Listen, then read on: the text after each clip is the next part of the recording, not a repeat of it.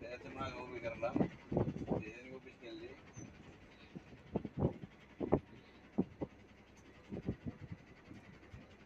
रामकृष्ण हरी माऊली. आपण आज आलेलो आहोत पंढरपूरला जात असताना हे पायीचं सुंदर हे दृश्य तुम्हाला पाहायला भेटतंय. पवनचक्की आहे आणि टोल नाक्यावर आपण थांबलोत.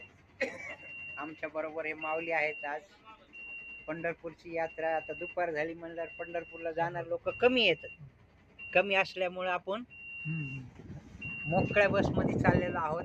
आणि इथं हे पारगाव टोल प्लाझा आहे. इथं टोलसाठी गाडी थांबलेली आहे आमची.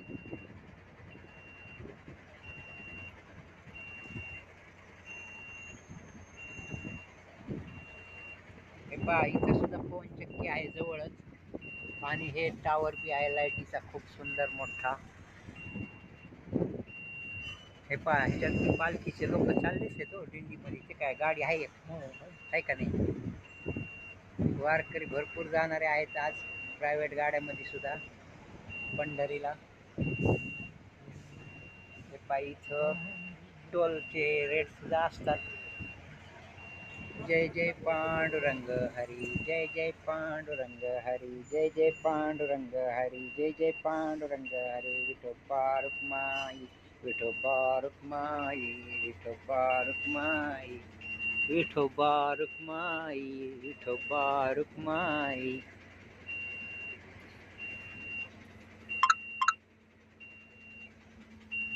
विठोबा रुक्माई, जय जय विठोबा रुक्माई.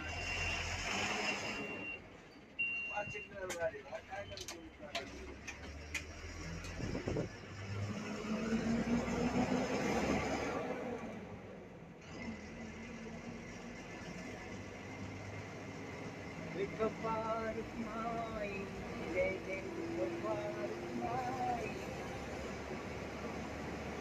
हे पवनचक्कीचे दृश्य सुद्धा पाहायला मिळाले.